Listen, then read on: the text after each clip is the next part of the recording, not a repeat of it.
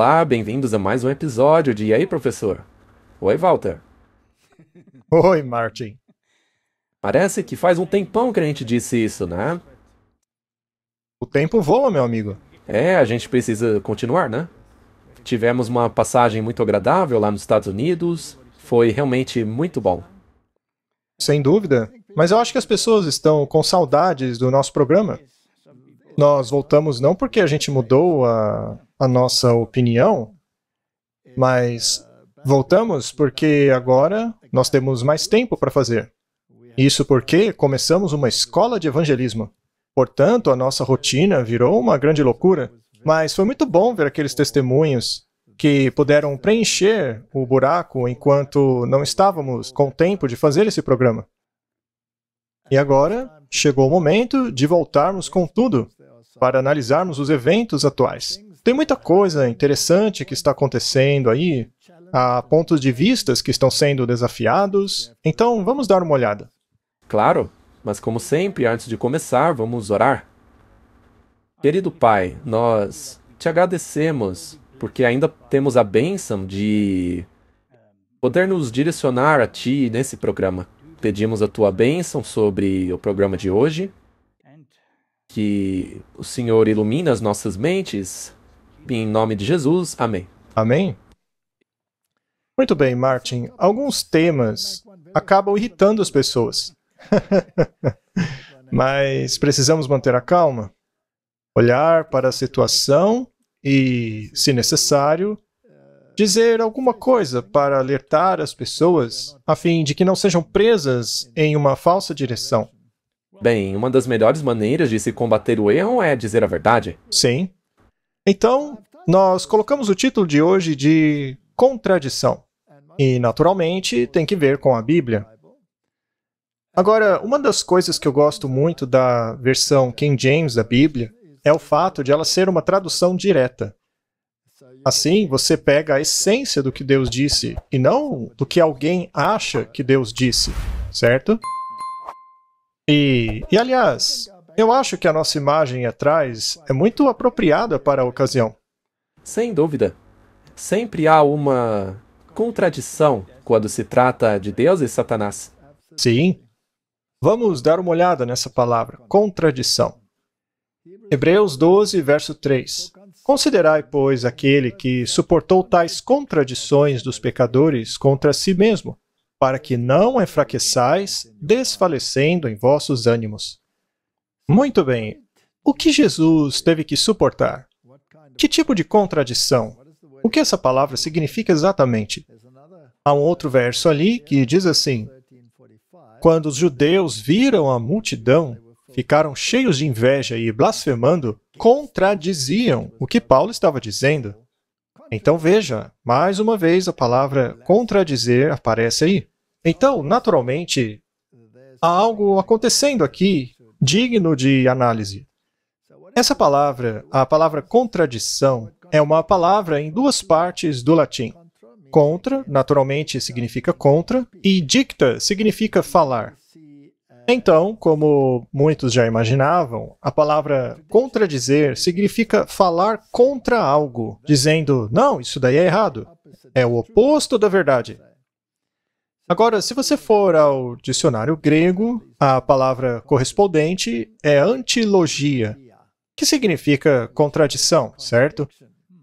Mas, tudo bem, o que isso significa exatamente? Bem, é disputar, debater, opor-se a, falar a uma conclusão contrária.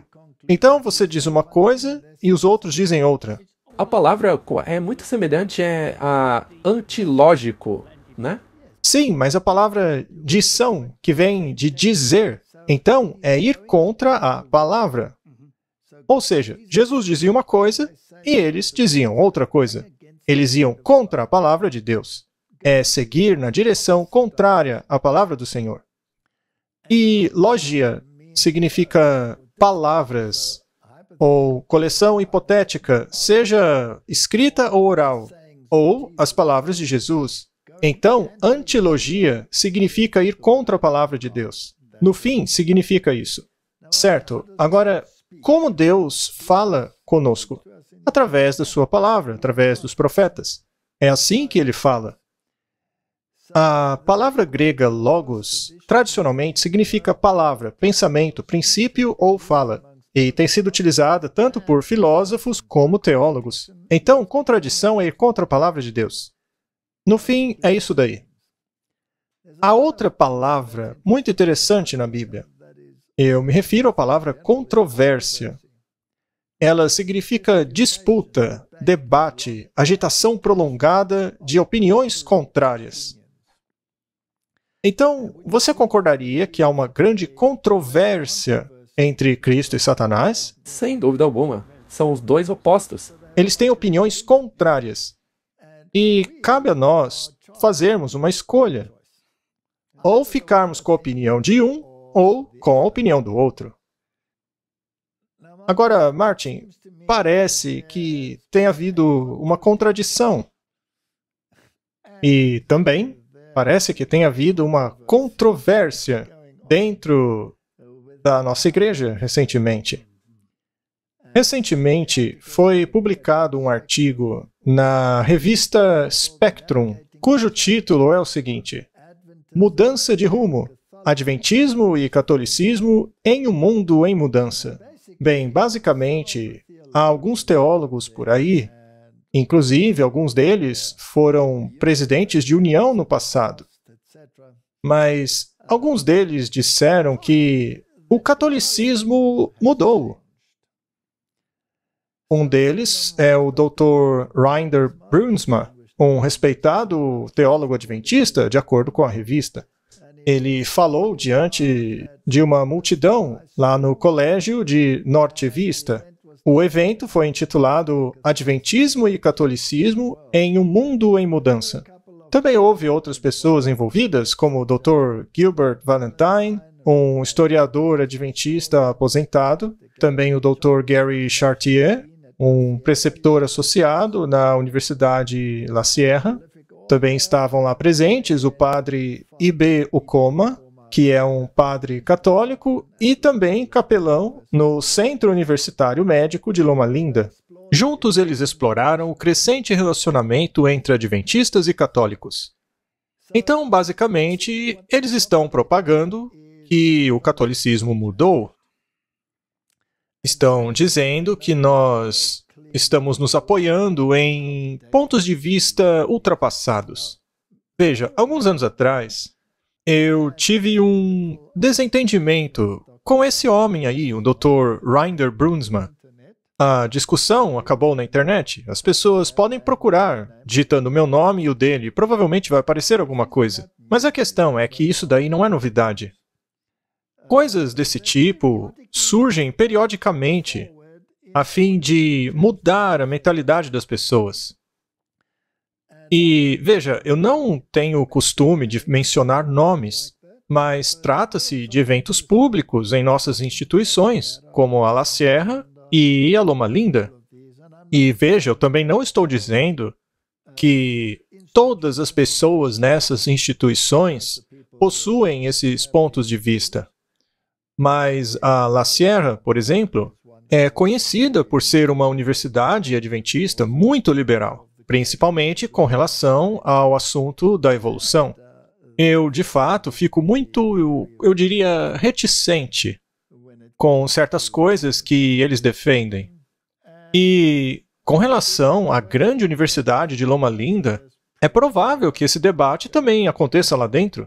Certamente, esses lugares têm pessoas com os dois pontos de vista. Tá, mas por que eu quero falar sobre isso hoje? Bom, a razão é porque isso é muito perigoso. Eu acho que isso daí é tão perigoso que pode pôr em risco a salvação de alguns. É claro, porque pode desviar muitos da verdade. Sim. E, portanto, nós precisamos falar sobre isso. Não importa os nomes. Esqueçam os nomes, tá? Sim, porque se não fossem esses, seriam outros. Pois é. Se um para de falar, aí aparece outro falando. Então, não faz diferença. Isso é algo que vai acontecer até o fim dos tempos. Bom, mas é uma tentativa de mudar a mentalidade do povo de Deus. E isso é muito perigoso. Portanto, chegou a hora de falar. Veja, eu não estou dizendo que essas pessoas são agentes infiltrados ou não? Eu não tenho evidência de nada, tá? Mas eu acho estranho que eles defendam esses pontos ao mesmo tempo que dizem serem adventistas do sétimo dia. Eu também faço esse questionamento. Porque ao fazermos parte de um certo grupo, você tem que concordar com o que acredita esse grupo. Pois é. Veja, atualmente lá na nossa escola de missão, estamos falando sobre o assunto do povo remanescente. Um remanescente é aquele que guarda os mandamentos e o testemunho de Jesus. Veja, não é que eles consideram o testemunho de Jesus, não, eles guardam o testemunho de Jesus. E o que é o testemunho? É o espírito de profecia. Esse é o testemunho de Jesus. Então, quando Deus fala por meio de um profeta, é o testemunho de Jesus, que, por sua vez, é a palavra. Sem dúvida? E ir contra essa palavra é contradizer. Sim. Aqueles que contradizem Jesus são chamados de pecadores naquele verso. Pois é. Não somos nós dizendo isso, mas Não, é a palavra de Deus que diz. Muito bem, vamos ouvir a palestra que foi feita naquela ocasião. Eu gostaria de sugerir algumas maneiras pelas quais os católicos e adventistas possam aprender uns com os outros. Os leitores do meu livro perceberão que os adventistas têm, pelo menos oficialmente, continuado a insistir ao longo de sua história com a ideia de que o catolicismo romano não mudou fundamentalmente e de que não mudará no futuro. Como sugeriu a pioneira adventista Ellen White, hoje a Igreja Romana pode apresentar uma fachada justa para o mundo, mas ela permanece imutável. Ellen White disse: debaixo da variável aparência do camaleão, ela, a Igreja Católica, esconde o veneno invariável da serpente. Eu acredito que é a hora de nos distanciarmos desta caracterização. A igreja medieval dos séculos antes de Trento, e até mesmo a igreja do Vaticano I, não é a mesma igreja como a comunidade que o Papa Francisco... Martin, vamos parar por aí, tá? Porque eu já estou tremendo de indignação dentro de mim. nem me fale. O que foi que a gente acabou de ouvir, hein? Muito bem, você chamaria isso de contradição? Claro que sim. Bem, esse mesmo escritor aí, no passado, já chegou a dizer que o espírito de profecia deve ficar lá no século XIX, pois não se aplica a nós hoje. Ele descarta afirmações do espírito de profecia que se dizem ser para nós no tempo do fim. Então, Martin, quando eu vejo um negócio desse aí chamado mudança de rumo, eu me pergunto, o catolicismo romano mudou mesmo? Será então que deveríamos abraçá-lo e andar junto com ele, como já está acontecendo em algumas de nossas instituições? Porque essa teologia aí está conquistando uma grande aceitação. Sem dúvida, é um discurso bastante preeminente hoje. Martin, será que isso é simplesmente enfiar sua cabeça na terra? Ou seria pura rebelião e contradição? Eu acho que tá mais pro lado da contradição do que simplesmente esconder a cabeça na terra. Muito bem. Agora, primeiramente, vamos recapitular a palavra de Deus.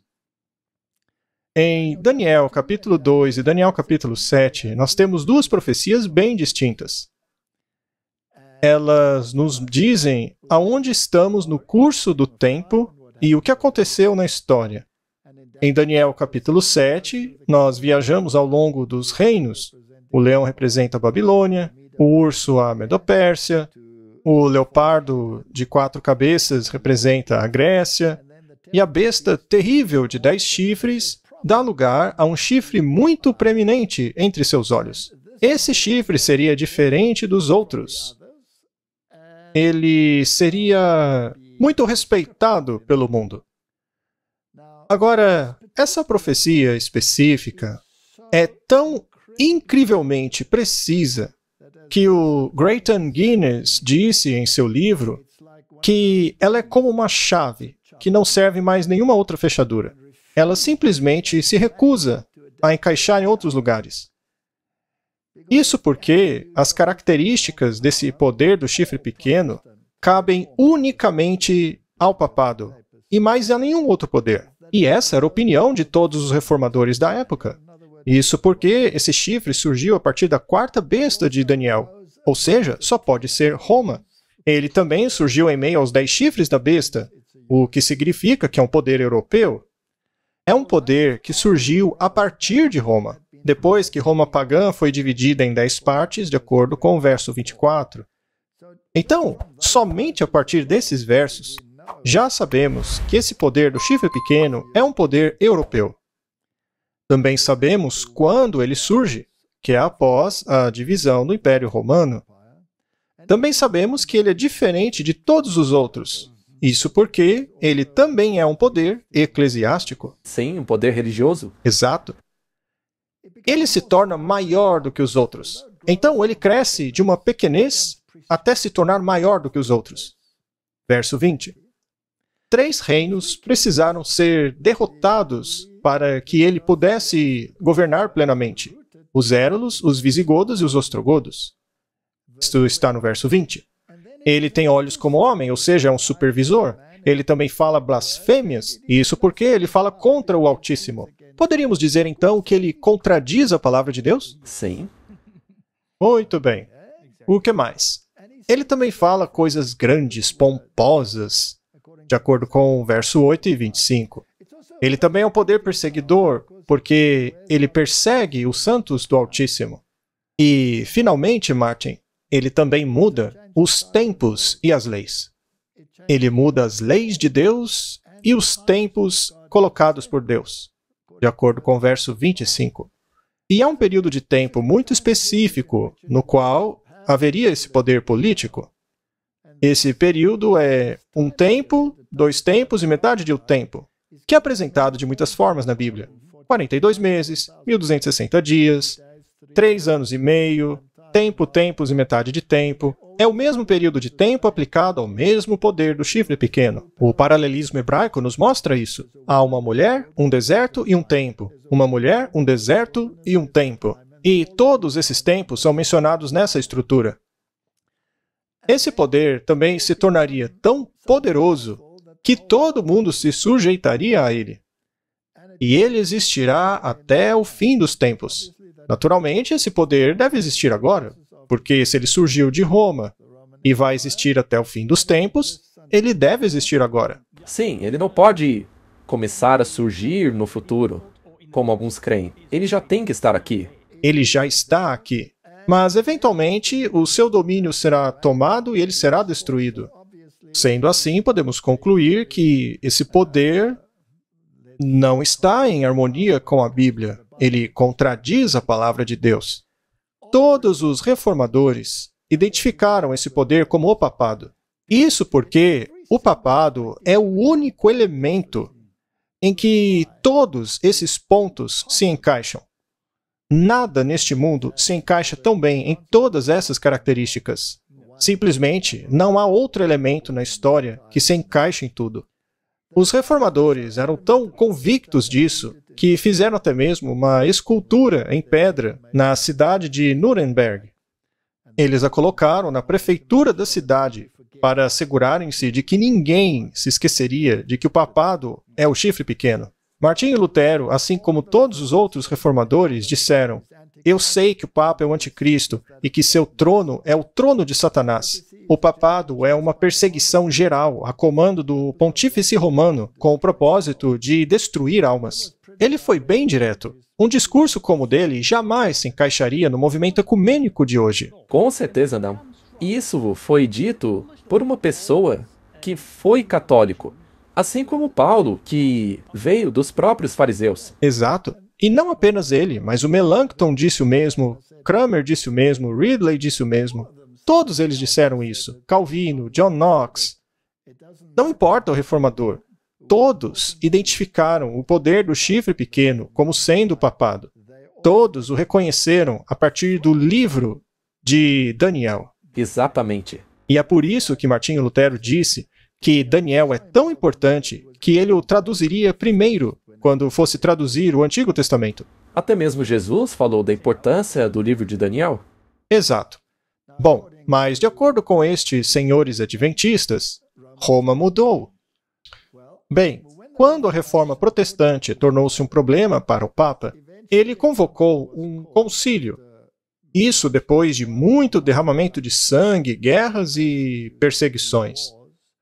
Esse concílio foi o Concílio de Trento. Bem, no Concílio de Trento, decisões foram feitas com relação a como o status quo deveria ser. E os protestantes estavam ali presentes, por convite do rei. Tá, mas será que o Concílio de Trento aceitou alguns dos paradigmas de Lutero? Não? Nenhum. Tá, mas para Roma ter mudado, ela deve ter, então, aberto mão de todos os princípios decididos ali no Concílio de Trento. Porque, como eu disse, foi nesse concílio que eles condenaram cada doutrina da Reforma Protestante. Bom, quando o arcebispo Schneider foi confrontado com as heresias de Martinho Lutero, bom, pelo menos era assim que os católicos as chamavam, ele disse algo que é interessante analisarmos. Você se refere ao bispo Schneider de hoje, né? Sim, o comentário dele foi feito recentemente. Mas é interessante salientar que os organizadores do Concílio de Trento e de todos os concílios posteriores, seja o Concílio do Vaticano I ou II, foram os jesuítas. E os jesuítas alegam abertamente que mentir a fim de avançar os ideais da Igreja Católica Romana é algo perfeitamente aceitável, assim como o assassinato. Mas não apenas isso, Martin. Eles não apenas têm autorização para fazer isso, mas também são permitidos serem clandestinos, espiões, trabalharem por baixo dos panos. Isso é interessante porque o bispo Schneider está comentando uma afirmação feita pelo Papa Francisco que está tudo bem com a questão de Martinho Lutero. Ele disse isso em um avião, durante um voo que fazia com o repórter. Você sabe, essas conversas eram informais. Elas não são doutrina católica. As únicas coisas que são doutrinas são aquelas ditas a partir do trono do Papa. Tá, e o Papa, sendo um jesuíta, naturalmente se alinha com a ideologia dos jesuítas, aquela que diz que mentir é totalmente aceitável. Vamos ouvir o que o bispo Schneider tem a dizer. Sua Excelência, muito obrigado por estar aqui hoje. A minha pergunta é, uma vez que a discussão é sobre heresia, um herege que vem à minha mente é Martinho Lutero, cujo aniversário de 500 anos chegará muito em breve, como a maioria aqui já sabe.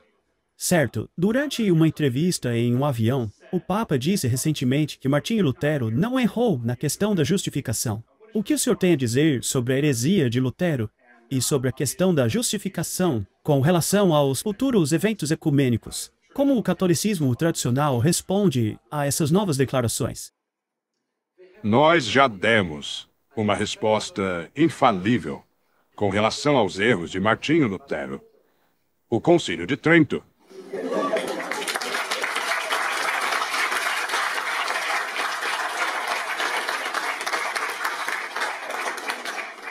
O ensino do Concílio de Trento com relação aos erros de Lutero são infalíveis, ex cátedra. E os comentários do Papa no avião não são ex cátedra. Muito bem, Martin. De acordo com o bispo Schneider, o Concílio de Trento é definitivo. Isso porque ele é ex cátedra. Nele, o Papa falou infalivelmente. Muito bem, vamos dar uma olhada em algumas dessas questões, porque elas são importantes para a nossa conversa. Os jesuítas e o ultramontanismo. O ultramontanismo é o conceito de todo o poder em um homem. Esse título aí costumava ser um título de zombaria do papado. Ultramontanhês, o outro lado da montanha. Mas ele acabou se tornando algo positivo. Eles pegaram o lado negativo e positivaram, criando o conceito de todo o poder em um homem.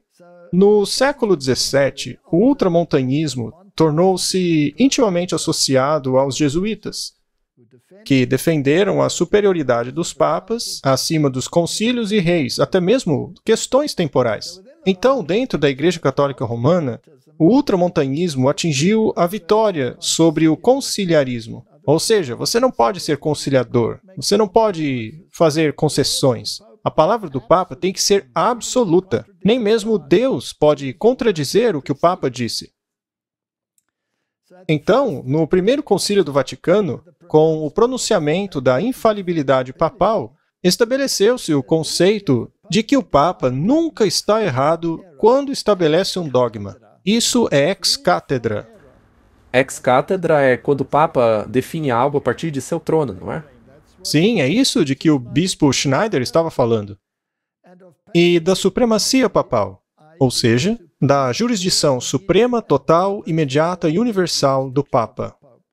Outros cristãos, que não estavam em comunhão total com Roma, chamaram isto de o triunfo daquilo que é a heresia do ultramontanismo.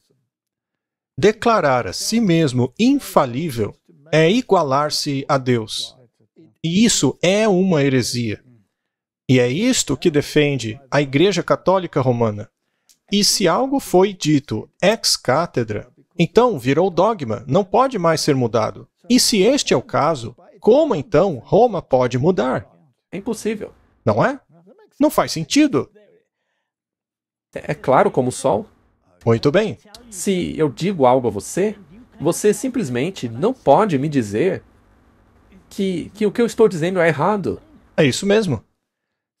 Vamos então para Apocalipse capítulo 13, verso 3. Diz assim: E vi uma das cabeças. Isso porque esse conglomerado da besta, de Apocalipse 13, é um hieróglifo do papado católico romano. É idêntico ao poder do chifre pequeno. A besta apenas nos apresenta mais alguns detalhes. Ela recebeu uma ferida mortal como besta, ou seja, como entidade política. Então, em certo ponto, ela parece perder o seu poder político, mas não eclesiástico. Mas esse ferimento seria curado, e todo mundo acabaria recebendo a mentalidade da besta. É o que diz a Bíblia. E os reformadores todos concordavam que isto se referia a Roma.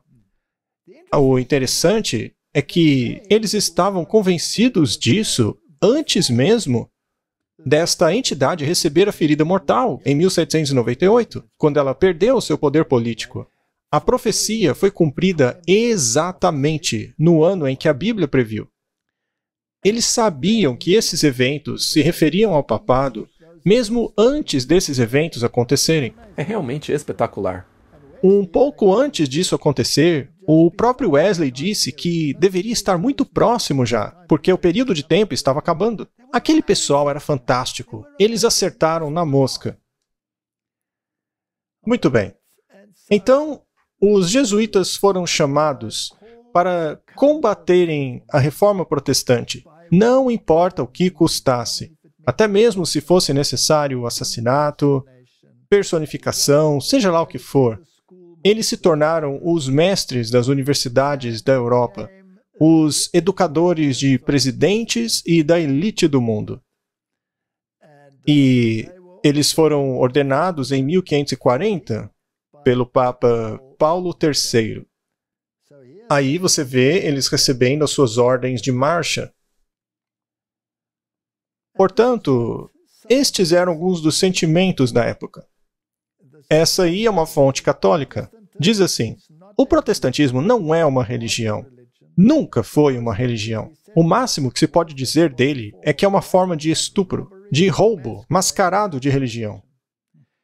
Se você for à igreja principal dos jesuítas lá em Roma, verá a estátua da Igreja-mãe destruindo Calvino e Lutero, ao lado desse menininho aí do lado, rasgando a Bíblia traduzida por Martinho Lutero. Eles fizeram um voto de destruí-la. Eles juraram destruí-la. Então, no Concílio de Trento, quais doutrinas foram reafirmadas como ex cátedra? Ou seja, infalíveis, né? Sim, infalíveis. Foram a transubstanciação, ou seja, A ideia de que aquele pão do padre literalmente se torna o corpo de Cristo, tornando assim a missa um sacrifício perpétuo, a repetição do exato sacrifício de Cristo. No entanto, a Bíblia diz que por um sacrifício ele foi aperfeiçoado para sempre. E eu pergunto, essa doutrina aí, Roma voltou atrás com ela? Não. Claro que não. Número 2. Justificação pela fé e obras. Eles dizem a você que chegaram a um acordo, mas eles apenas mudaram a terminologia de apenas pela fé para apenas pela graça. A gente já explicou isso muitas vezes aqui. Então, o que eles assinaram, essa declaração conjunta sobre justificação, o que os protestantes assinaram, na verdade, é uma doutrina católica. As palavras desse documento foram escolhidas com muito cuidado. Número 3. A missa medieval foi mantida. No entanto, Jesus instituiu a cerimônia da Santa Ceia como um símbolo do sacrifício completado, porque por um sacrifício ele foi aperfeiçoado de uma vez por todas. Quarto, os 7 sacramentos foram confirmados. Bom, no pensamento católico, um sacramento é salvação. Então, o batismo, por exemplo, é um sacramento. Se você não é batizado, você não entra dentro da esfera da salvação. Então, a Igreja Católica Romana inventou algo chamado de limbo, para onde iam os bebês que morriam sem serem batizados, já que não podiam ir ao purgatório para queimar a fim de pagar por seus pecados. Então, eles iam para o limbo. Mas acabou que o Papa Bento, o predecessor do Papa Francisco, excluiu o limbo. Aí eu me pergunto, o que teria acontecido com todos os bebês que os outros papas tinham mandado para lá? Mas é como foi dito, essa ideia de limbo nunca foi ex cátedra. Então eles podiam acabar com ela. Já o purgatório, não. O purgatório é ex cátedra. Certo? O celibato foi mantido, apesar do apóstolo Paulo dizer lá na Bíblia que é o anticristo que proíbe o casamento. Curiosamente, a única instituição religiosa que faz isso é a Igreja Católica Romana. A doutrina do purgatório foi mantida. Bom, a doutrina do purgatório diz, literalmente, que você é quem paga pelos seus pecados, até mesmo os que foram perdoados. Portanto, Cristo nunca carregou sua culpa. Isso é pura doutrina jesuíta. Nós chamamos essa doutrina de esotérica, uma doutrina interna dos jesuítas. Mas, do lado de fora, eles diminuem para que o mundo de fora não aceite que eles, na verdade, não concordem com a expiação. E o purgatório é a confirmação de que eles não acreditam na expiação de Cristo, porque seria no purgatório que você paga pelos seus pecados. As indulgências foram reafirmadas. Com elas você pode pagar? Pagar para sair do purgatório. Somente o Papa pode te liberar do purgatório, nem mesmo Deus pode. Somente o Padre pode. E essa doutrina é tão diabólica, ela é tão antibíblica, mas ainda assim é ex cátedra. É infalível. É infalível, não pode mudar. Por definição, ela não pode mudar. E o poder papal crescia ao lhe ser dado autoridade para exercer os decretos e exigir que oficiais da igreja prometessem obediência a ele. E depois, no primeiro concílio do Vaticano, ele foi declarado infalível, colocando um selo sobre o que eles estavam dizendo. Isso é praticamente um tapa na cara. É blasfêmia? Sim, é blasfêmia. Mas o que diz o catecismo jesuíta? Veja só que coisa impressionante. Pergunta, mas e se o Papa ordenar algo que seja contrário às Santas Escrituras? Isso não é contradizer, Martin? Sem dúvida. Resposta, as Escrituras devem ser jogadas de lado. Uau! Não colocadas de lado, Martin, mas jogadas de lado. Não é à toa que, no passado, chamaram a Bíblia de áspide e venenosa. Pergunta, quem é o Papa? Resposta, ele é o vigário de Cristo, Rei dos Reis, Senhor dos Senhores. Existe apenas um assento de julgamento pertencente a Deus e ao Papa. O Papa se acha Deus, Martin. Isso é blasfêmia. Não há uma descrição melhor. E este é o catecismo jesuíta.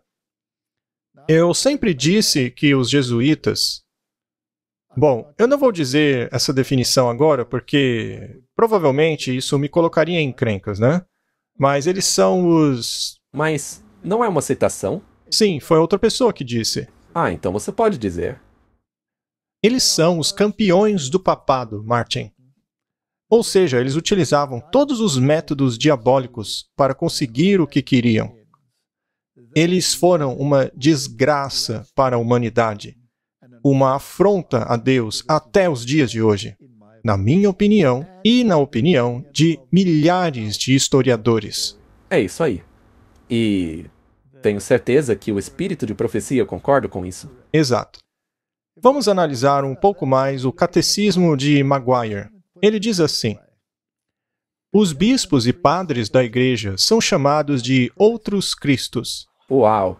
Somente eles têm o poder para representar ou para tomar o lugar de Cristo na pregação do seu Evangelho e em ofertar o seu sacrifício para a glória de Deus e para a salvação dos homens. Isso é blasfêmia pura. Por meio de sua ordenação, é esperado que um padre receba poderes especiais sobrenaturais, especialmente o de transformar pão e vinho no corpo e sangue de Cristo durante o santo sacrifício da missa e perdoar pecados no sacramento da penitência. É isso aí, Martin. Esse é o catecismo deles. Esse é o novo catecismo de Baltimore. E a Bíblia chama declarações como essa aí de blasfêmia. Lembre-se que os fariseus queriam apedrejar Jesus pela suposta blasfêmia de alegar ter o poder de perdoar pecados. Contradizendo os pensamentos deles. Sim. Mas será que eles se satisfizeram em contradizer tudo que a reforma protestante descobriu? Não. Não. Eles acrescentaram algo a mais. Em 1854, declararam Maria como sendo imaculada. Isso é incrível, Martin, porque eles declararam Maria como sendo imaculada para que Jesus pudesse ter nascido dela. Isto significa que ela não tinha pecado. Significa que ela estava num estado de perfeição. Mas sem o derramamento de sangue, não há remissão de pecados. Então, Martin, se Deus pudesse declarar Maria imaculada sem um sacrifício, Ele não podia fazer o mesmo por você e eu? Ou qualquer um. Isso não torna o sacrifício de Cristo algo obsoleto? Sim, uma piada. Nesse caso, o sacrifício nunca foi necessário. Em 1951, o Papa Pio XII definiu e impôs a doutrina da Assunção Corpórea de Maria. O curioso é que tem pelo menos 3 sepulturas no mundo com o corpo de Maria, né? Uma na Igreja Ortodoxa, outra na Católica. É uma bagunça total. Pois é, já que nesse caso... Outra no Oriente Médio. Mas essa doutrina diz que o corpo dela foi para o céu. Bem, se ela não tinha pecado, então ela não estava sujeita à morte. E assim, ela ascendeu ao céu. A Bíblia diz isso, Martin? Não. Uma publicação católica de 1856 disse o seguinte: um católico que se aventura a ir diretamente a Cristo o fará com pavor e apreensão por causa de sua ira. Mas, se ele valer-se da mediação da Virgem com o seu filho, basta que ela lhe mostre os seios nos quais ele mamou, para que a ira dele seja imediatamente aplacada. Você já ouviu tamanha bobagem, Martin? O que uma declaração dessa faz com o caráter de Cristo? Ora, isso é um absurdo. Por acaso a Igreja Católica abandonou esse pensamento? Não, nunca. Muito bem, agora vamos para 2003. O desafio de Roma. Muitos cristãos acham que o domingo é o dia bíblico de adoração. Mas a Igreja Católica Romana alega que ela transferiu a adoração cristã do sábado bíblico, que é no sábado, para o domingo. E dizer que essa mudança é feita na Bíblia é tanto desonesto como uma negação da autoridade católica. Se o protestantismo quer basear seus ensinamentos apenas na Bíblia, deveria então adorar no sábado. Ou seja, a Igreja Católica está sendo bem clara, dizendo: pessoal, a gente mudou a lei de Deus. E quem se atreve a dizer que essa mudança está na Bíblia, está negando a nossa autoridade. Nós mudamos porque estamos acima da Bíblia. Eles se gabam disso. Isso é arrogância do pior tipo. Outras doutrinas que vieram das mentes dos jesuítas são o preterismo e o futurismo. Por que inventaram isso, Martin? Para tirar o foco do verdadeiro anticristo, o verdadeiro inimigo. Mas quem identifica claramente quem é o anticristo? A Bíblia. Então, se você contradiz a Bíblia, você está contradizendo Jesus Cristo. Se você contradiz esses profetas, você está contradizendo o testemunho de Jesus, ou seja, a palavra de Jesus. A primeira doutrina foi o preterismo. Quem inventou isso aí foi o Alcazar. Pela interpretação preterista, todas as profecias relacionadas ao anticristo foram levadas para o passado, na tentativa de cumpri-las todas antes do colapso do Império Romano. Mas Daniel disse claramente que o anticristo viria do quarto reino. Ele viria do meio dos chifres da besta. Ou seja, esse poder é romano? Vamos ver de onde veio isso, Martin. Alcazar, um jesuíta espanhol, valendo-se de uma dica de Victorinos, parece ter sido o primeiro, em 1614, a sugerir que as profecias apocalípticas não valiam para depois da derrubada do paganismo por Constantino. Sendo assim, é comum dizer que o jesuíta espanhol Alcazar, em seu Vistatio Arcani Sensus in Apocalipse, foi o fundador da escola preterista. Certa vez eu debati com um pastor protestante que ainda acreditava que o anticristo foi o antigo rei grego Antíoco Epifânio. Eu expliquei que isso é impossível, porque a Bíblia diz que o anticristo viria da quarta besta. Então só pode ser romano. Ele surgiu da divisão desse império até os dias de hoje.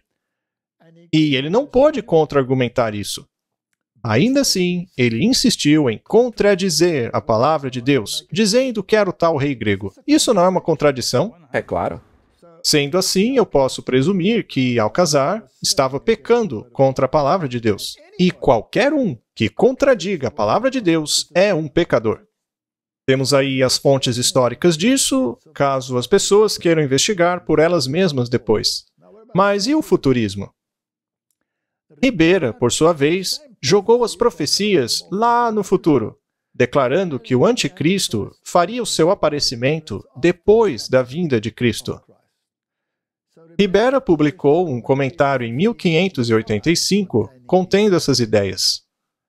É claro, Martin, que essas ideias foram modificadas depois. Acrescentou-se a elas o arrebatamento secreto, mas enfim, uma doutrina joga o anticristo para o passado, para que ninguém se preocupasse com isso após a reforma, e a outra doutrina o joga no futuro, quando o mundo cristão supostamente já teria sido tomado por Cristo, ou coisa assim.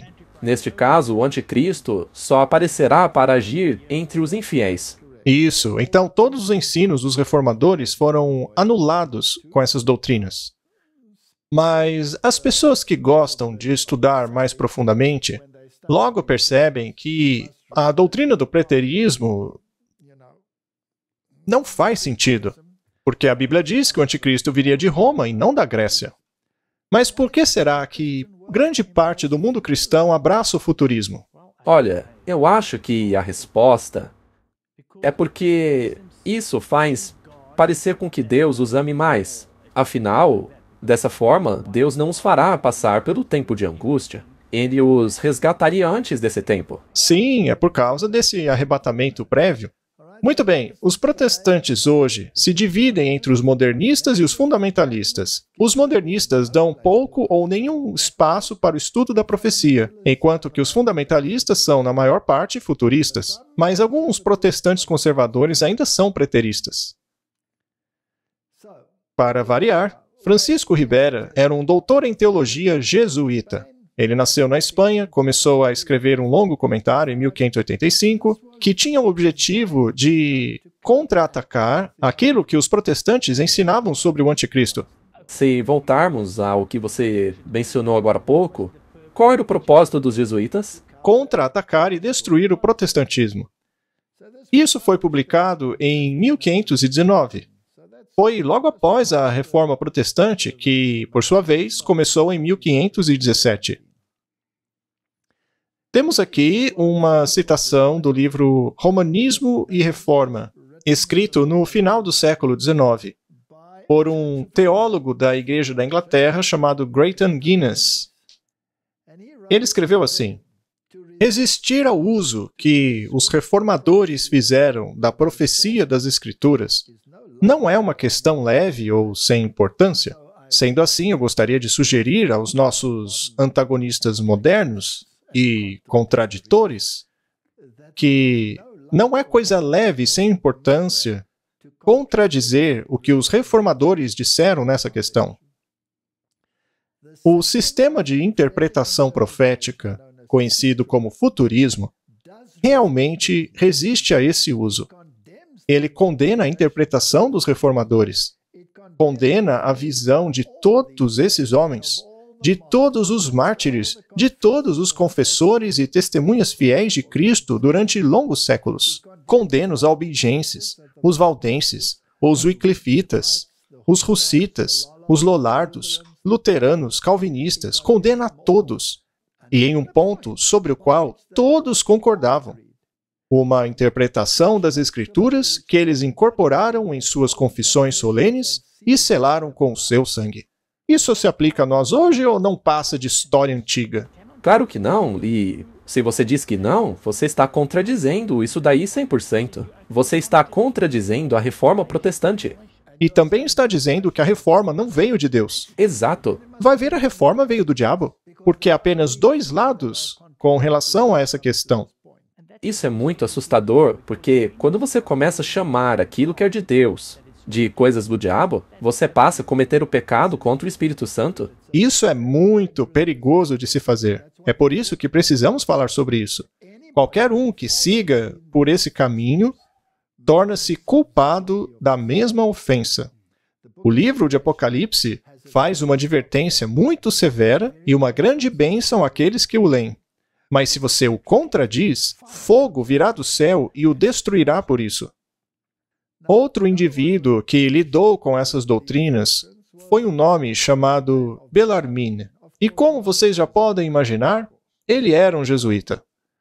Um dos mais conhecidos apologetas jesuítas publicou uma obra entre 1581 e 1593, intitulada aquilo ali embaixo que vocês estão vendo, com relação a pontos de disputa entre a crença cristã contra os hereges do seu tempo, no qual ele também nega o princípio dia-ano em profecias e jogou o reino do anticristo para um futuro período de 3 anos e meio literais. Martin, isso é destruir a interpretação profética. É destruir as diretrizes dadas pelas próprias Escrituras. É contradizer a palavra de Deus. E é algo muito perigoso de se fazer. Bom, agora eu queria ler o parágrafo de um livro.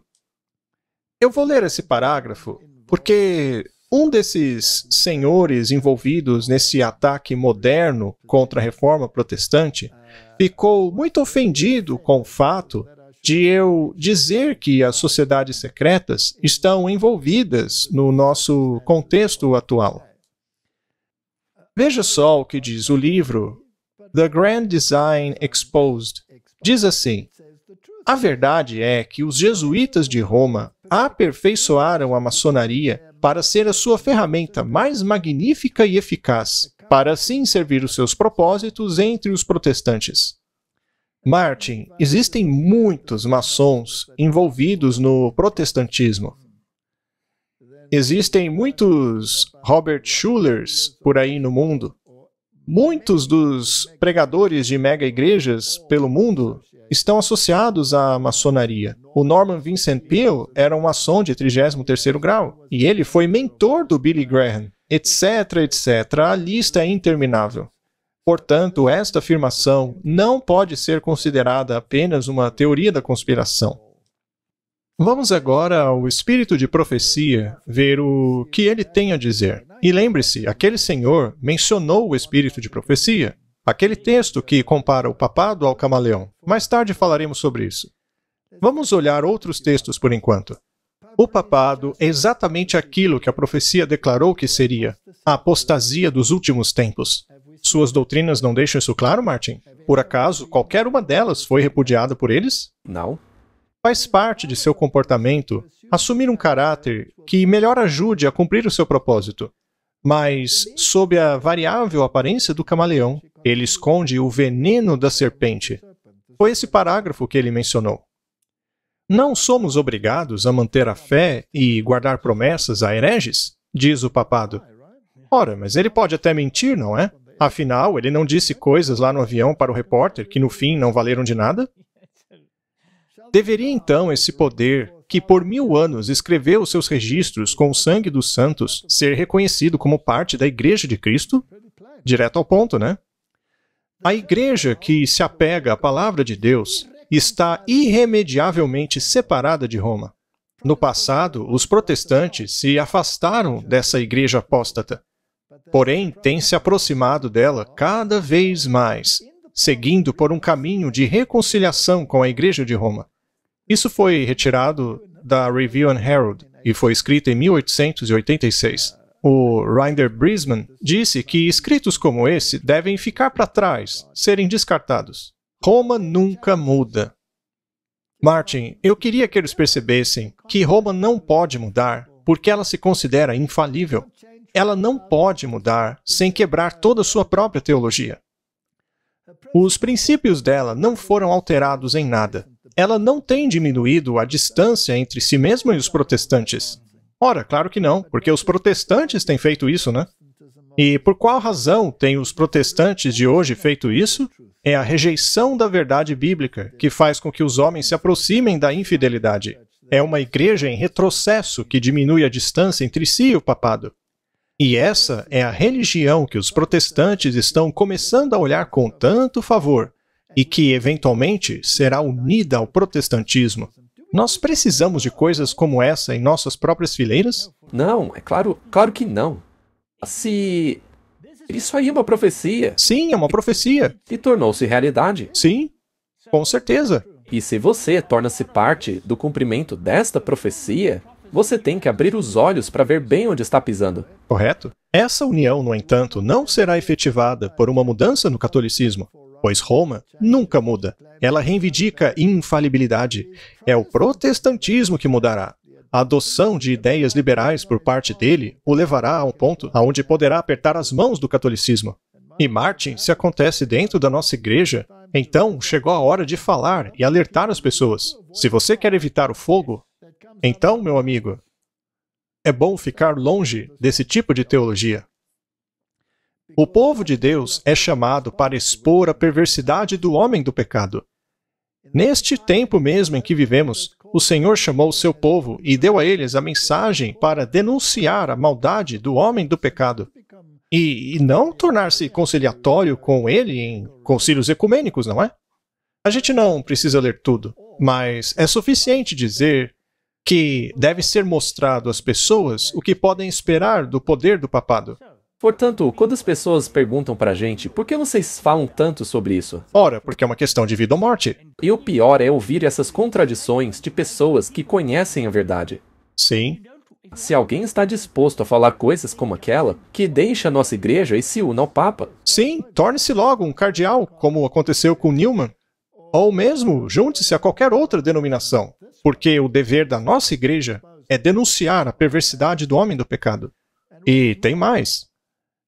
No livro O Evangelismo, diz assim: esse terrível quadro desenhado por João para mostrar o quanto os poderes da terra se entregarão ao mal, deve mostrar àqueles que receberam a verdade o quão perigoso é associar-se a sociedades secretas ou se unir, de alguma forma, àqueles que não guardam os mandamentos de Deus.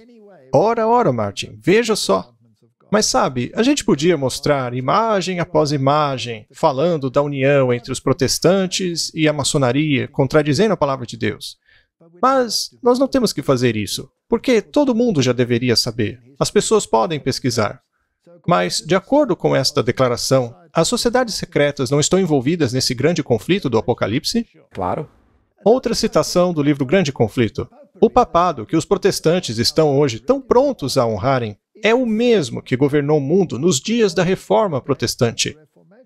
Quando homens de Deus se levantaram diante do perigo de perderem suas próprias vidas, a fim de exporem a iniquidade do papado, ele exibiu o mesmo orgulho e arrogância que exibiu diante de reis e príncipes, clamando as prerrogativas de Deus.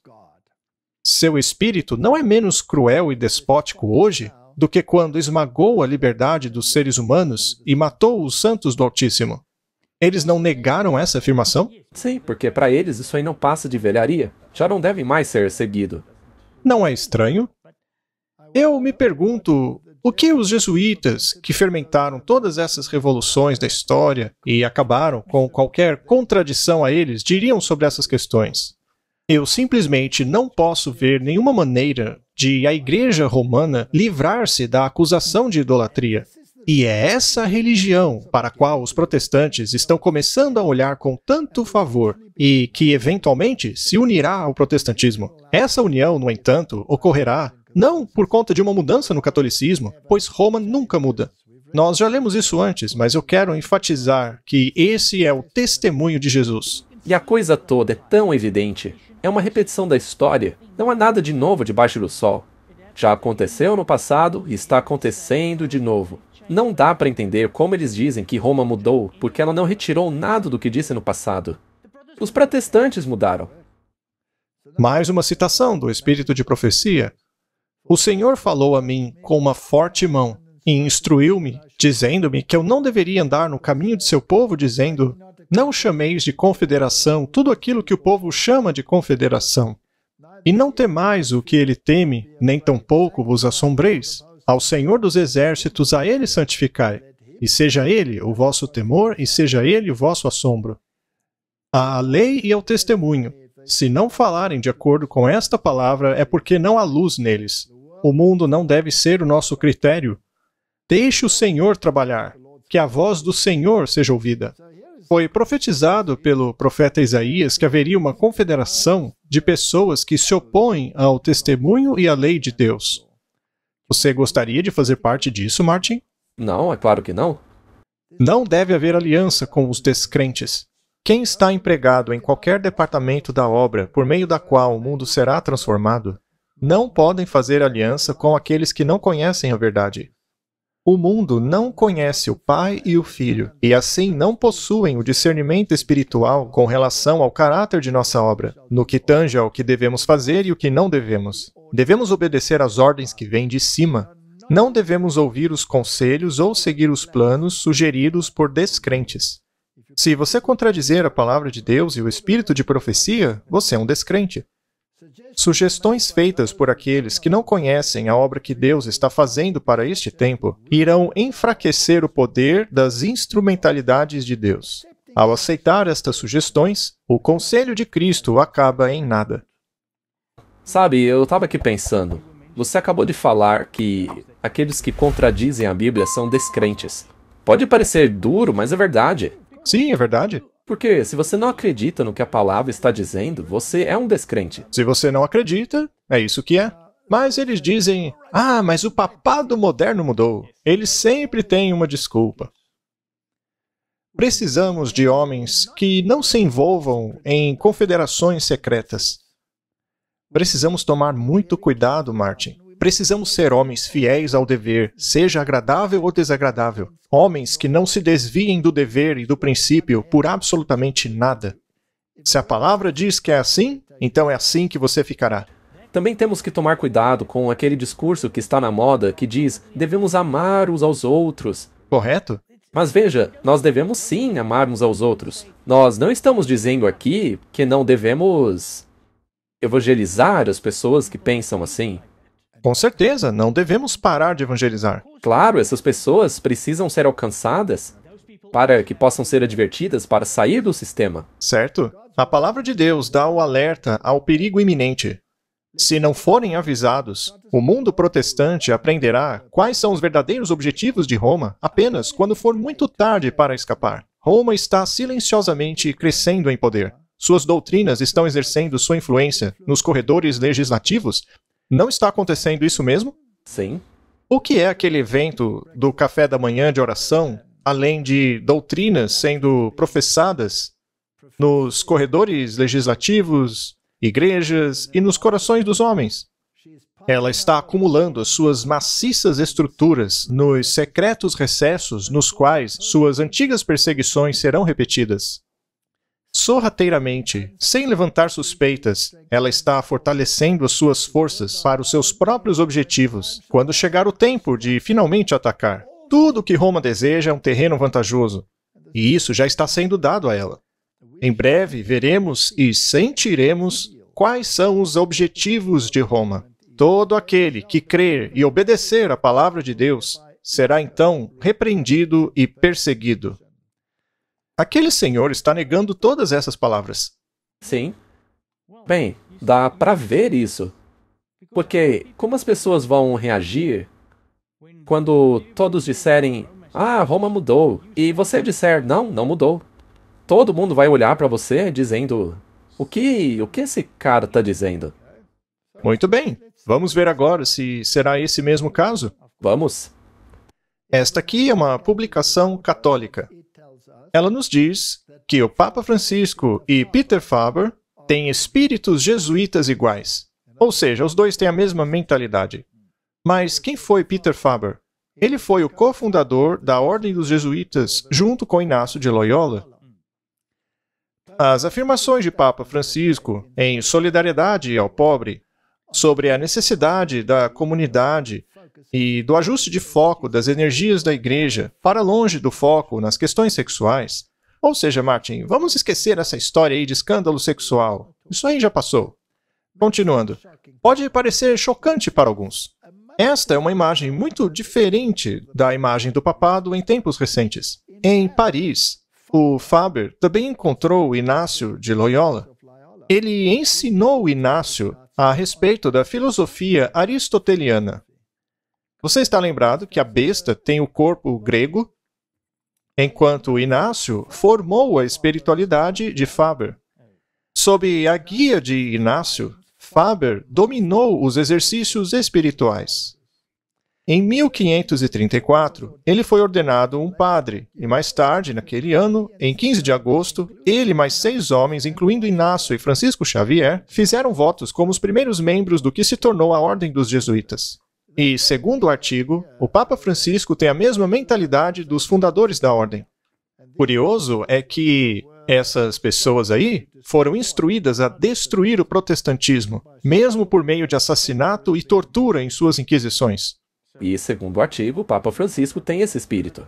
Ele tem o mesmo espírito, mas todos acham que o Papa é um velhinho bonzinho. Bem, vamos perguntar aos jesuítas de hoje como devemos entender o papado. Esse é professor de teologia moral, Richard M. Gula. Ele diz que a lei natural é central à teologia moral da Igreja Católica. É o tipo de raciocínio que a fé informa. Talvez a maior característica da moralidade tradicional católica é a de que a Igreja pode ensinar uma moralidade que é aplicável sempre, em toda parte e para todo mundo, uma vez que se baseia na lei natural como base do seu ensino. Isso é filosofia grega. A vantagem de se usar a lei natural é que a Igreja mostra grande respeito à bondade humana. O que a Bíblia diz a respeito da bondade humana? Que não há ninguém que faça o bem. A Bíblia diz que o nosso coração é desesperadoramente perverso. Sendo assim, Martin, nós precisamos de uma moralidade externa a nós, uma moralidade imputada, e não uma vinda de um homem como Papa. De jeito nenhum. Não é à toa que a teologia deles torna o homem em Deus, como eles mesmos dizem. Continuando. A Igreja também confia na capacidade humana de discernir e escolher o que é certo. Ou seja, praticamente deuses. Essa é uma das primeiras mentiras de Satanás. Exato. Você pode saber o que é certo sozinho, você não precisa de Deus para isso. Além disso, através da lei natural, a Igreja pode direcionar sua discussão e suas alegações sobre a correção ou incorreção de ações específicas para todas as pessoas de boa vontade, e não apenas para aquelas que compartilham suas convicções religiosas. Ou seja, ela se julga juíza de todos. É ela que decide o que é certo e errado, e não Deus. A Igreja continua dizendo: uma das grandes desvantagens de tal abordagem é que ela pode facilmente entregar a moralidade cristã para a filosofia moral, quando crenças religiosas não fizerem de fato uma diferença em alegações morais. O magisterium, ou seja, a hierarquia da Igreja Católica Romana, o Papa e os seus bispos. O magistério recorreu à lei natural como base para seus ensinamentos relacionados a uma sociedade justa, comportamento sexual, prática médica, vida humana, liberdade religiosa e a relação entre moralidade e lei civil. Ou seja, todos os aspectos da vida. Quem decide tudo para você? O magistério. Os líderes da Igreja Católica. Em qualquer caso, o desenvolvimento da tradição da lei natural entre os pensadores cristãos não deve ser tanto às Escrituras quanto à influência da filosofia grega e do direito romano. Eles mesmos admitem. E esse é o pensamento jesuíta. Ora, será que eles mudaram? Isso foi escrito em 89. E contradizem Deus. Esses pecadores estão contradizendo Deus. Continuando. Uma pessoa é sempre obrigada a seguir o julgamento de uma consciência apropriadamente informada. O que deve informar a sua consciência, Martin? Bom, deveria ser a Bíblia e o Espírito Santo. Deveria ser. Mas, de acordo com eles, isso daí cabe ao magistério. Exatamente. A informação ocorre na comunidade ao recorrer a várias fontes de sabedoria moral. Eu me pergunto, sabedoria moral de quem? Na igreja, o magistério é uma fonte de autoridade moral. Bem, parece que esse magistério tolerou todas as perversidades sexuais dentro da Igreja Católica que viraram manchetes de jornal nas últimas décadas, né? Que coisa triste. Seus ensinamentos são um fator muito importante, embora não exclusivo, na formação da consciência e no julgamento moral de uma pessoa. Recorrer à autoridade faz parte de uma vida responsável. Ao recorrer a uma autoridade, acreditamos que será mais correto sobre essa questão do que a nossa própria vontade, ou a de qualquer outra pessoa a quem podemos recorrer. Mais correto do que o próprio Deus e sua palavra, Martin? Isso não é contradizer a palavra de Deus? Claro que é. O texto-chave para entender uma resposta leal ao ensinamento magisterial está no número 25 da Lumen Gentium. Inacreditável. O que mais eles dizem? Em questões de fé e moral, o bispo fala em nome de Cristo, e os fiéis devem aceitar os seus ensinos e obedecê-los com convicção de alma. Ou seja, o Papa e os seus bispos falam e você obedece. Como se eles fossem Deus. Como se fossem Deus. Essa submissão religiosa da vontade e da mente deve ser demonstrada de maneira especial à autoridade autêntica de ensino do Pontífice Romano, mesmo quando ele não está falando ex cátedra. Agora ele está contradizendo aquele outro cara. Ah, Martin, Roma mudou?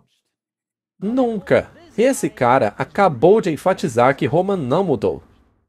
Ela nunca mudou. Continua arrogante e despótica, como sempre foi.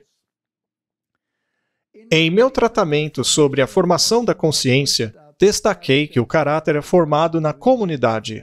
Isso é lei natural, Martin. Então, se uma comunidade decide que deve ter certos traços, e a comunidade toda aceita, então tudo bem. Ou seja, se toda a comunidade de repente aceitasse o canibalismo como normal, então não teria mais problema. Exato. Isso se aplicaria a qualquer outra coisa, como pedofilia, seja lá o que for. Se a maioria passa a aceitar tal coisa, então agora ela é certa, mesmo que contradiga a palavra de Deus. Muito bem. Continuando. Destaquei que o caráter é formado na comunidade ao comprometermos nossa liberdade com um objeto particular de lealdade e, em seguida, ao internalizar as imagens, rituais, tradições, etc., que a comunidade moldou para atribuir significado ligado a esse objeto de lealdade. Isso aí é tão nojento que nem me dá vontade de continuar lendo. O que é esse objeto de lealdade com o qual você se compromete? O Papa. É óbvio. É o Papa? É como ele mencionou na outra parte ali, é o Pontífice Romano. Então vamos chamá-lo de o Santo Padre. Que blasfêmia! Roma mudou? Não mudou. Piorou. Sim, porque agora os protestantes estão dando de mão dadas com ela. E eles leem uma coisa horrorosa dessa e simplesmente jogam debaixo do tapete. Continuando. O que significa consentimento religioso ou submissão da vontade e da mente com relação às coisas morais? Isso aí é puro linguajar jesuíta.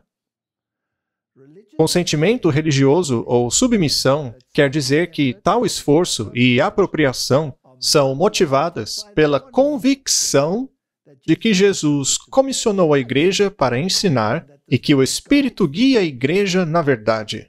Francis A. Sullivan, um eclesiólogo da Universidade Gregoriana em Roma.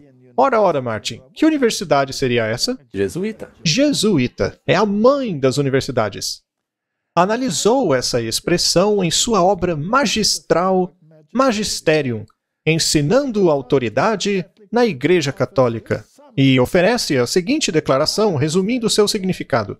Conforme eu entendo, então, dar o requerido obsequium religiosum, ou seja, total submissão obsequiosa. Eu vou fazer o que você disser, acreditar em tudo que você me mandar acreditar. Meu pai. Ao ensinamento do magistério ordinário, significa fazer um esforço honesto e sustentado para superar qualquer opinião contrária que eu possa ter, e alcançar um assentimento sincero da minha mente a esse ensinamento. É como eles disseram, jogue de lado a Bíblia e faça um esforço para desacreditar a Bíblia e aceite o que estes apóstatas ensinam. Ou seja, jogue sua consciência no lixo. Roma mudou? De jeito nenhum. Martin, isso não te irrita? Eu não vou dizer irritado, mas isso me deixa indignado. Sim, o que deixa a gente indignado é que eles estão contradizendo a palavra de Deus. Se você é uma pessoa sincera e está presa nisso, por favor, acorde. Vamos ler mais uma afirmação. Este é o texto oficial do Diretório Catecístico Nacional de 1978, compartilhando a luz da fé. Diz assim: é a tarefa da catequese, ou seja, convencer aquela pessoa que está estudando, obter o assentimento a tudo o que a Igreja ensina, pois a Igreja é o guia indispensável para a completa riqueza do que Jesus ensina.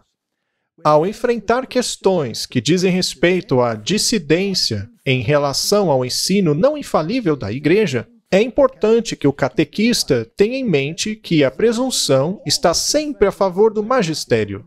Não importa se o que eles digam é ex-cátedra, se não é, não importa. Eles sempre têm razão. Só diga amém. Somente um sistema de silogismos rigorosos que não deixam espaço para o elemento pessoal. Ou seja, Martin, você não pode pensar por si mesmo. Apenas aceite. Não questione. É exatamente como era na Idade Média. E é como os jesuítas continuam pensando. Aceite tudo como se fosse um cadáver. Obedeça como um cadáver. É por isso que eles não queriam que as pessoas lessem a Bíblia, para que ninguém desenvolvesse opinião pessoal. Sim, jogue a sua opinião pessoal no lixo, pois isso garante a certeza sobre conhecer e fazer o que Deus exige e permite. Ou seja, obedeça ao Papa e tá tudo certo. Roma mudou? Não. Na verdade, Roma se tornou mais arrogante. Vamos agora ao Segundo Concílio do Vaticano. Afinal, é por causa deste concílio que os nossos ilustres teólogos dizem que Roma mudou, não é? Vamos levantar a pergunta. O Concílio Vaticano II mudou o posicionamento da Igreja Católica estabelecido no Concílio de Trento? Olha, eu já vou dar a resposta. Não. Não. Ora, porque ensina exatamente a mesma coisa. E não podia mudar mesmo, porque eles são infalíveis. É mesmo? Eu esqueci disso. Não se esqueça, eles são infalíveis, Martin. Neste concílio, vemos o Papa sendo carregado como sempre foi. Mas parece que os papas modernos não querem mais isso, porque hoje já não pega muito bem. Então eles o fazem de outro jeito. Às escuras. Às escuras. Às vezes em plena luz mesmo. Enfim, Martin. Os nossos ilustres cavalheiros dizem que Roma mudou. Abandonou a sua teologia ultrapassada. Bem, será mesmo? Vamos perguntar para a própria Roma? Vamos perguntar a Roma. O Segundo Concílio do Vaticano mudou a doutrina da Igreja Católica e isso aí foi retirado da própria página do Vaticano. Resposta. O Concílio Vaticano II não alterou, nem pretendeu alterar esta doutrina. Foi mal. Ora, Martin, não ria. Eu queria mandar isso daí para aquele adventista. Não adianta. Ele vai deletar. Ele vai deletar porque ele já tem feito isso há décadas. Ele já tem feito isso. Na verdade, a desenvolveu, aprofundou e explicou. E nós acabamos de ler como eles de fato desenvolveram essa doutrina. Pare de pensar e apenas obedeça. Fim de história. Isso foi exatamente o que João 23 disse no início do concílio. O Papa Paulo VI afirmou isso e comentou no ato de promulgar a Constituição Lumen Gentium, que acabamos de mostrar aqui, inclusive. Não há melhor comentário a fazer do que dizer que esta promulgação realmente não altera nada da doutrina tradicional. Martin, não dá para ser mais claro que isso. Ou aqueles senhores não sabem ler, ou ignoram isso de propósito. E aí, o que você acha? Eu espero que eles não saibam ler. Certa vez, aquele senhor me acusou de chamá-lo de jesuíta. Mas eu nunca fiz isso, porque naquela época eu nem o conhecia. E eu não quero chegar ao ponto de acusá-lo disso, mas me parece que ele está sendo propositalmente ignorante. O que Cristo quis, nós também queremos. O que foi, ainda é. O que a Igreja ensinou ao longo dos séculos, nós também ensinamos. Em termos simples, aquilo que era assumido agora é explícito. Aquilo que era incerto agora está esclarecido. Aquilo que foi meditado, discutido e às vezes debatido, agora está reunido em uma única formulação clara. Olha, eu vou resumir tudo. Nós não mudamos, mas vocês são tão idiotas que vocês mudaram e nem mesmo percebem. E desde o início, Roma disse que os protestantes tinham que mudar, que voltarem para ela. Puxa, perfeito, Martin. É isso aí, caso encerrado. Roma não mudou. Certo. E quem foram os arquitetos do Vaticano II? Um deles foi Karl Rahner. E quem foi ele? Ora, foi um jesuíta. Um dos teólogos mais importantes do século XX, Karl Rahner, nasceu em março de 1904. Ele foi o quarto de 7 filhos, filho de um professor universitário local e de uma devota mãe cristã. Em 1922, Karl seguiu seu irmão mais velho, Hugo, entrando na comunidade jesuíta. Como um noviço jesuíta, Rahner foi formado nos exercícios espirituais de Inácio de Loyola, ou seja, espiritismo. Não tem nada que ver com a Bíblia. Se você quer saber mais sobre formação espiritual, dê uma olhada nos nossos materiais sobre isso. Os Jesuítas e a Contra-Reforma, parte 1 e 2. Lá nós explicamos melhor. Essa formação teve uma influência duradoura em seu desenvolvimento espiritual e intelectual. Eles não se interessam pela Bíblia. A religião deles é experimental.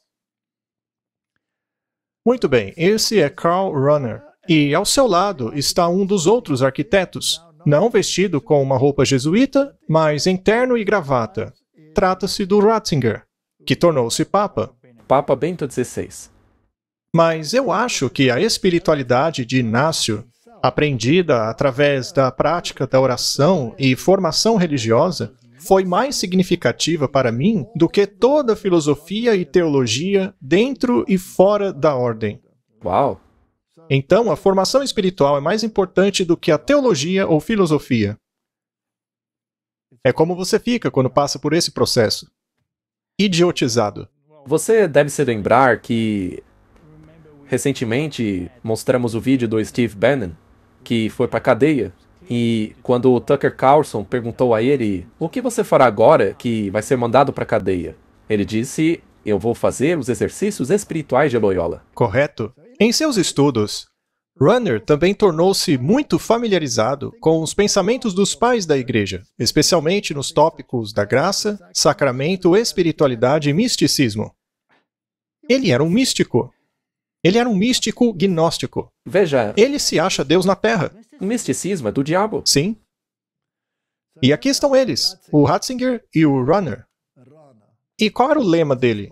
O lema dele era o seguinte: e veja, isso aí é retirado de uma fonte católica, tá? Ele dizia assim: Nosso Senhor deve conformar-se com o mundo, e não o mundo a ele.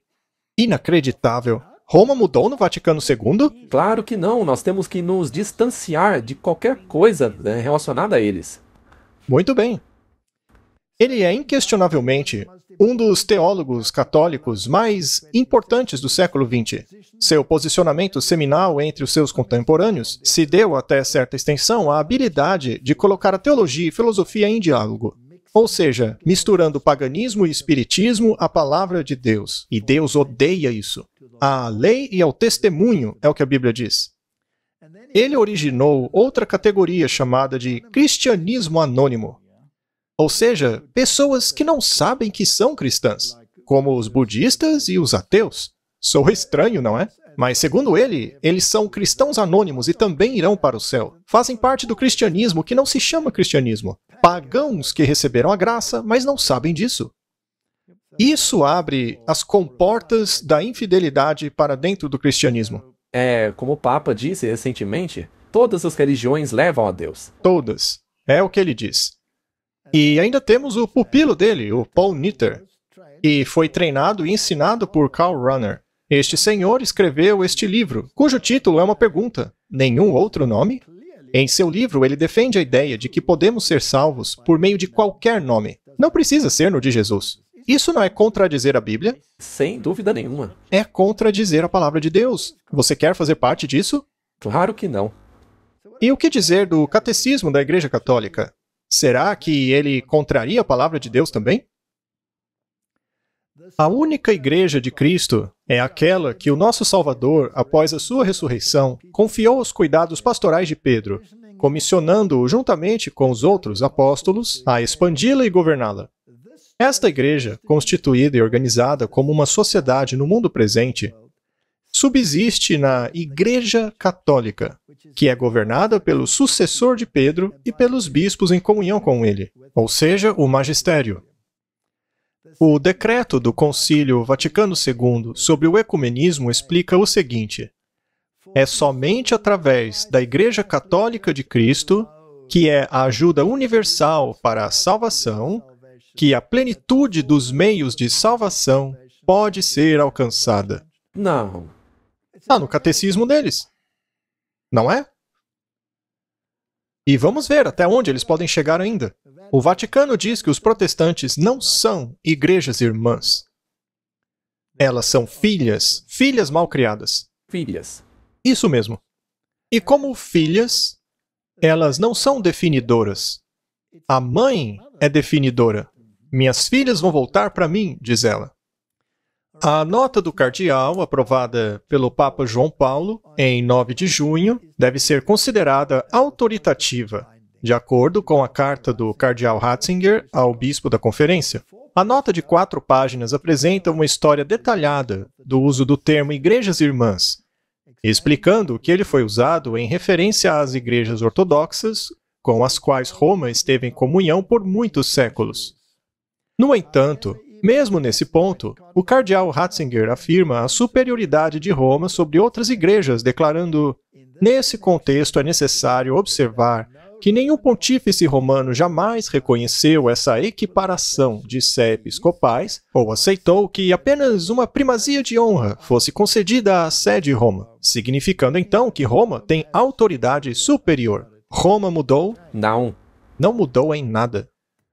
Em sua Dominus Iesus, ele diz que o Vaticano insiste que as outras igrejas não são suas irmãs. Deve sempre ficar claro que a única e santa Igreja Universal Católica e Apostólica não é uma irmã, mas sim a mãe de todas as igrejas. Mas talvez os papas modernos tenham mudado isso daí, não? Talvez, porque, afinal, os papas modernos são bonzinhos e inclusivistas. É o que dizem. Bom, vamos ver se é isso mesmo. Isso daí foi tirado de uma agência de notícias católica, a Zenit. Esse texto foi retirado de um discurso do Papa Bento XVI. Já no primeiro século, os papas exerceram sua primazia sobre as outras igrejas. Ou seja, os papas são os chefões da igreja. O Santo Padre explicou nessa quarta-feira, em uma audiência que ele dedicou ao Papa São Clemente de Roma, o terceiro sucessor de Pedro, dizendo o seguinte: a carta de São Clemente esclarece a distinção entre hierarquia e leigos. A clara distinção entre os leigos e a hierarquia não significa, de forma alguma, uma contraposição, mas apenas a conexão orgânica de um corpo, de um organismo com diferentes funções, explicou Bento XVI. De fato, a igreja não é um lugar de confusão e anarquia onde alguém pode fazer o que bem quiser a qualquer momento. Cada um nesse organismo, com uma estrutura articulada, exerce seu ministério de acordo com a vocação recebida. No que diz respeito aos chefes das comunidades, Clemente especifica claramente a doutrina da sucessão apostólica. Ou seja, o Papa é sucessor de Pedro, você deve ouvi-lo, obedecê-lo. Continuando, as leis que regulam isso derivam de Deus em última análise. Uau! Você sabia disso, Martin? Agora eu sei. Em última análise, o Pai enviou Jesus Cristo, que por sua vez enviou os apóstolos. Estes, então, enviaram os primeiros líderes das comunidades e estabeleceram que seriam seguidos por homens dignos. Devia ser depravados, né? Especialmente na Idade Média. A Igreja é, acima de tudo, um dom de Deus e não uma criação nossa, afirmou o Papa. E, portanto, essa estrutura sacramental não apenas garante a ordem comum, mas também a precedência do dom de Deus de que todos precisamos. Para eles, o sacramento é a salvação? Isso. Portanto, a sua salvação depende de aceitar a autoridade do Papa. Isso não é diabólico, Martin. Eu achei que a gente tinha que aceitar Jesus Cristo para sermos salvos. É o que a Bíblia diz. E outros autores não confirmam isso daí? Temos aí outro jesuíta, o Malachi Martin. O pontífice é o único representante vivo de Deus entre os homens. O único, Martin. E está dotado de autoridade absoluta para ensinar a salvação de Deus conforme revelada através de seu Filho Jesus.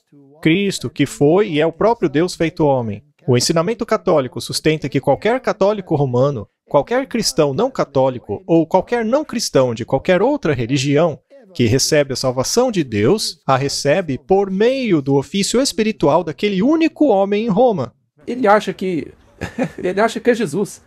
Que é Deus? Sim. Ele acha que é Deus. Martin, essa é uma carta que foi escrita pelo secretário do Sínodo da Igreja Presbiteriana Livre da Escócia, o reverendo Donald MacLean, sobre o seu comentário a respeito do ecumenismo. Veja o que ele disse. Ele escreveu isso em 1988. Veja, o movimento ecumênico que você elogia é o maior desastre a afetar a igreja cristã neste século. Eu concordo. Você concorda? Ele reduziu as igrejas confessionais deste país a uma coleção de organizações sem sangue, sem espinha e sem estrutura, que mal conseguem emitir um gemido em favor de Cristo e sua verdade. Não é de admirar que o mal progrida como o faz, e que a escuridão espiritual se torne mais intensa com o passar dos anos. Você parece considerar um grupo de cristãos professos. E eu queria direcionar esse texto a todos aqueles que estão tentando trazer essa nova doutrina para dentro de nossa igreja. Você parece considerar um grupo de cristãos professos, de conduta sóbria e profunda espiritualidade de mente, como fanáticos e intolerantes. Se for assim, então os eminentes homens de Deus como John Knox, da Escócia, John Calvin e Martin Luther no continente e o arcebispo Cranmer na Inglaterra foram intolerantes em seus embates com os erros do papado. Nós estamos felizes em estar na companhia deles. Eu também concordo com isso. É mesmo? É como você disse. Eu acho que todas as pessoas que querem trazer o ecumenismo deveriam ver isso daí. Sim. Muito bem. Vamos ver o que diz o Papa atual. Afinal, ele é um homem de renovação, não é? Papa Francisco diz: a religião não deve ser confinada à consciência pessoal. Ou seja, você não pode decidir no que quer acreditar. Certo? Rádio do Vaticano. O desenvolvimento ordenado de uma sociedade civil e pluralista exige que o espírito autêntico da religião não seja confinado à consciência pessoal, mas que seu papel significativo na construção da sociedade seja reconhecido, disse o Papa Francisco em suas observações ao presidente italiano. Embora independentes, a Igreja e o Estado compartilham a responsabilidade comum de atender às necessidades físicas e espirituais das pessoas. A quem devemos submeter nossa consciência? Ao Papa e à Igreja. Ao Papa e ao Magisterium. E ele está dizendo exatamente o mesmo do que lemos agora há pouco. A mesma coisa. Então não mudou nada. Isso mesmo. O Papa condena os fundamentalistas religiosos e a violência no Oriente Médio. E um grupo fundamentalista é um grupo que acredita literalmente na Bíblia, tá? E ele diz assim: um grupo fundamentalista, mesmo que não mate ninguém ou ataque ninguém, é violento. A estrutura mental do fundamentalista é violência em nome de Deus. Esse jesuíta mudou alguma coisa? Não. Ele continua falando como jesuítas. E eles mesmos dizem que o espírito dele é semelhante ao de Peter Faber. E mentalidades como as deles mataram milhões de pessoas. Ele chama os cristãos de fundamentalistas. Um cristão fundamentalista é alguém que acredita na Bíblia. Exatamente. Mas ele chama isso de doença. Ele diz: seria a crença na interpretação estrita e literal da Bíblia uma doença? O Papa Francisco parece pensar que sim. Há poucos dias, vários repórteres ouviram Francisco descrever o fundamentalismo como uma doença que está em todas as religiões, incluindo o cristianismo. Bem, o que é fundamentalismo, Martin? Se você for até o Google, verá que é uma forma de religião, especialmente no Islã ou protestantismo cristão, que apega-se à interpretação literal das Escrituras. Será então que o Papa Francisco realmente pretende combater aqueles que acreditam em uma interpretação literal da Bíblia? Eu acho que sim, porque ele diz que é uma doença. Sim, é o que me parece. Ele mudou alguma coisa das doutrinas da Igreja Católica? Não, de fato, ele a está confirmando. O Papa Francisco pede a unidade entre evangélicos e católicos. Ele chama essa divisão de obra do diabo. Jesus causou divisão? Sim, muita divisão. Eu não vim trazer paz, mas a espada. A divisão é obra do pai da mentira, do pai da discórdia, que faz tudo o que é possível para nos manter divididos, disse Francisco em uma mensagem de vídeo. Mas como unir o cristianismo, Martin? Ele nos diz como: colocando as doutrinas de lado. Aí é fácil, né? Vamos virar filantropos. Roma mudou? Não, E por que ele precisa pôr de lado a doutrina? porque ele é infalível, ele não pode mudar. E a doutrina dele contradiz a Bíblia? Contradiz. Sim, E todo aquele que concorda com o Papa Francisco está contradizendo a palavra de Deus e assim tornando-se inimigo de Deus. Se você se alinha a eles, está se colocando na mesma categoria. Muito bem. Vamos continuar. Essa imagem fala mais do que 1000 palavras. quem conhece a Bíblia sabe muito bem o que essa imagem quer passar. Ele está sentado em um grande trono branco, entre 2 querubins e 4 criaturas viventes ao seu redor. Ele está copiando o trono de Deus. Com esta configuração, ele está passando a mensagem de que ele é Deus. E cabe a você obedecê-lo. Ou você contradiz o que Deus disse, ou nós vamos nos livrar de você. Roma mudou? Não. É como dissemos, ele só está agindo um pouco mais discretamente. Sim. Então, ele não vai dizer na cara, mas ele mostra na cara. Sim, e as afirmações dele são cheias de palavrinhas enroladas, mas está exibindo o mesmo caráter despótico que os papas exibiram ao longo dos séculos. Outra coisa que ele faz... explique rapidinho pra gente o que quer dizer Pontífice Máximo. Esse era o título do sacerdote rei babilônico. Ele era o supremo pontífice, o supremo pai, o maioral. Esse era o título dado ao cabeça do sistema babilônico lá em Pérgamo. E esse título foi adotado em Roma por Átalo III, sob a condição de que o imperador romano fosse adorado como Deus. Júlio César foi aquele que aceitou o desafio e aceitou ser adorado. E a partir de Júlio César em diante, templos foram erigidos para a adoração do imperador. Os primeiros cristãos se recusaram a fazer isso. E esses chamados sucessores de Pedro tomaram para si esse título quando o pontífice romano, em outras palavras, o imperador romano, abandonou o trono lá em Roma. E foi então que os papas tomaram esse título para si. Portanto, ele alega ser Deus e quer ser adorado como Deus. E ele não tem vergonha de mostrar isso. E, de maneira discreta, caso alguém diga, mas ele não se chama de Pontífice Máximo. Ah, é? Se você olhar na conta dele do X, o antigo Twitter, está lá, Pontífice. Aham.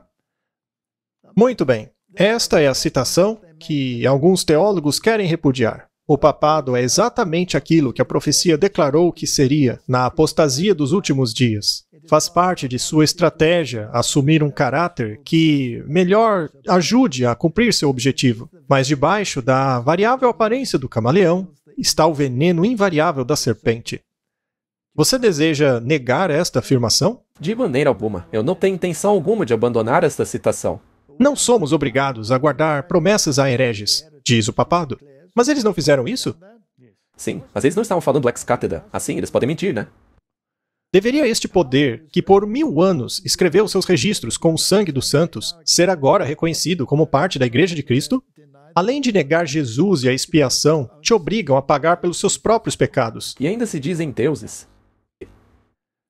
Quando a religião de Cristo for mais desprezada, quando sua lei for mais desrespeitada, então nosso zelo deve ser o mais caloroso e a nossa coragem e firmeza as mais inabaláveis. Permanecer em defesa da verdade e da justiça quando a maioria nos abandonar, lutar as batalhas do Senhor quando poucos forem os campeões, esse será o nosso teste. Nesse momento, devemos buscar calor no frio dos outros, coragem na covardia deles e lealdade na traição deles. Eu assino embaixo. Eu também. Vamos orar. Querido Pai, estamos presenciando uma grande apostasia surgindo, ameaçando atrair milhões de pessoas para o abismo. Senhor, eu peço que abra os corações e mentes do seu povo, para que possam crer nos profetas e serem estabelecidos. Em nome de Jesus, amém. Hi friends, Pastor Doug Batchelor. We're here at the Amazing Facts booth at the National ASI Convention, and we're looking forward to seeing all of you for the special convocation April 17th. We hope that you'll come with a smile, and be praying for the event. Hola mis queridos hermanos de Brasil. Tengo planes de estar en Sao Paulo del 17 al 21 de abril del año 2025. El título del campamento es El Camino Angosto. Ojalá que puedas asistir. Vamos a estudiar la Biblia profundamente y sé que Dios te va a bendecir. Te esperamos allá. Hello friends, this is Pastor John Ross. I'm here at ASI, and I want to remind you about the upcoming series of meetings called The Narrow Way, April the 17th through the 21st. We hope you're going to be there. So if you're planning on coming, you want to register. We've got some great speakers. Pastor Doug Batchelor, myself, and many others are going to be there to inspire you with great messages, wonderful music. So plan now to be there. God bless. I am extremely excited to join you guys in Sao Paulo next year. The reason is because the theme, Camino Estreito, is a great theme because it focuses us on the fact that the way to heaven is not multiple, it's not divided, it's very simple, it's straight, and it's narrow. And the excitement of what Christ can do when the Holy Spirit is poured out there, you will not want to miss this. This will be the most powerful event to ever come to the country of Brazil by the grace of God. So if you're on the line, you're on the fringe, make the decision. God bless you. I'll see you soon. Hi, I'm Barbara O'Neill, and I'm going to be in Brazil between the 17th and the 21st of April 2025 at a camp meeting there called The Narrow Way, and I look forward to seeing you there. Hello, my Brazilian brothers and sisters. It's Christian Berdal from Shepherd's Call Ministry, and I'm so excited to invite you to Brazil. I'm coming back. There's going to be several of us together, amazing speakers. It's going to be an incredible weekend together. So make sure that you sign up here. Estamos juntos!